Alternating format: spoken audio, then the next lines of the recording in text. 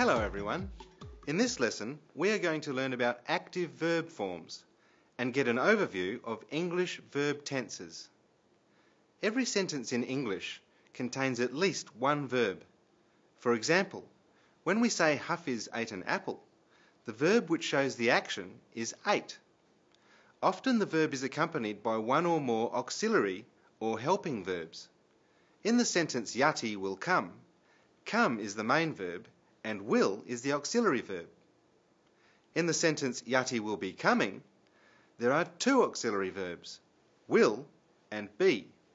We use the main verb and the auxiliary verbs to form verb tenses. Not every language has verb tenses, but in English they are important. There are three main areas of time. Do you know what they are? That's right. They are the past, the present, and future. For each time period, there are four verb forms: simple, progressive, perfect, and perfect progressive. The simple form describes a simple action. The progressive form describes a continued action. Sometimes it is called the continuous form. The perfect form describes a completed action. The perfect progressive describes an action that continued up to a certain point. Let's look at the present tenses. Present simple tense does not usually describe something that is happening now. It describes something that is generally true. For example, Rena takes the bus to school. This sentence does not describe an action happening now. It describes an action that happens every day. Then there is the present progressive tense. This describes an action which is happening now. For example, Rena is sitting in the school bus. To recap, present simple describes a general action. Present progressive describes an action that is happening now. What about the present perfect tense? It describes an action that has been completed at an unspecified time before now.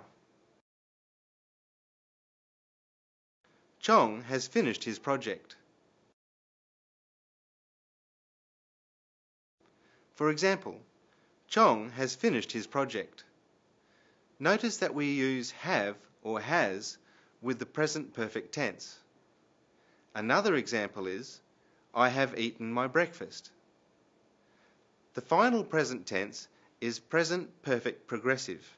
It is a combination of the last two tenses that we learned. It describes a continuous action that has recently been completed. For example, Layla has been eating her breakfast. Now that we have looked at the present tenses, let's look at the past tenses. You should be able to see a pattern emerging. Just as there are four present tenses, there are four past tenses, with similar names. The past simple tense, or simple past, describes a simple action in the past. It is simple from the point of view of the speaker. Fadli ate a sandwich. For example, Fadli ate a sandwich. Most longer verbs end in ed to signify past tense. For example, implement becomes implemented. Most everyday verbs, however, are irregular. They change form completely. So, for example, catch becomes caught. Which of these verbs are regular and which are irregular?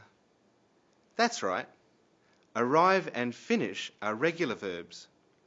Eat and buy are irregular verbs.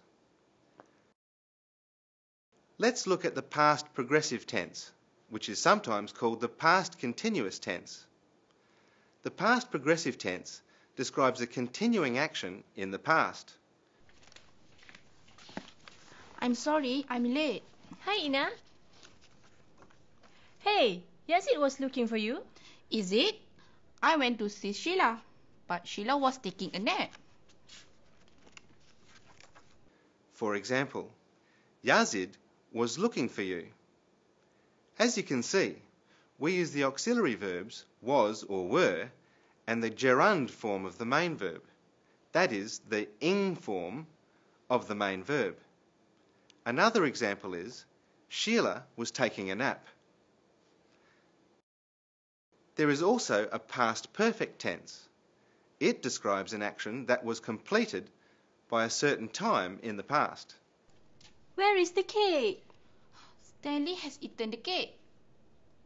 Oh, I wanted to try the sponge cake, but Stanley has eaten it. Well, better luck next time. For example, Stanley had eaten the cake. Let's put the sentence in context so that it is easier to understand. I wanted to try the sponge cake, but Stanley had eaten it. At the time I wanted to try the cake, Stanley had already completed the action of eating it. There is also a past perfect progressive tense. It describes a continuous action that was completed at a certain time in the past. It looks something like this. Stanley had been eating the cake. Does it seem difficult? Not to worry. It is quite an unusual tense. You may not hear it every day. Now that we have looked at the present and the past, let's move on to the future. Once again, there are 4 forms to look at: simple, progressive, perfect, and perfect progressive. In the future simple form, we use the auxiliary will. For example, Lena will be late. For planned actions, we can use the alternative form going to. Zarina is going to host a party. We use the progressive form for continuous actions. The pattern should look familiar by now. Zarina will be jogging all morning. The future perfect form describes an action that will be completed at a point in the future. For example, Puan Aisha will have cooked dinner by 5 o'clock. And the final form is the future perfect progressive. As you can guess, it describes a continuous action that will be completed at a certain point in the future. For example, Puan Aisha will have been washing her car. Once again, this is a slightly more unusual form. We have finished looking at the active verb forms in English. Did you count them? There are 12 altogether. Can you learn them all? Let me test you on some of them. Let's look at the first one. I have eaten my breakfast. That was the present perfect tense. Did you guess correctly? The action has been completed at an unspecified time before now. Let's look at another sentence. Yazid was looking for you. That was the past progressive tense. Did you remember it? The tense describes a continuing action in the past. How about this sentence? Aslina will come at 5. That was the future simple form. We use the auxiliary will for this tense. Congratulations if you got all 3 correct.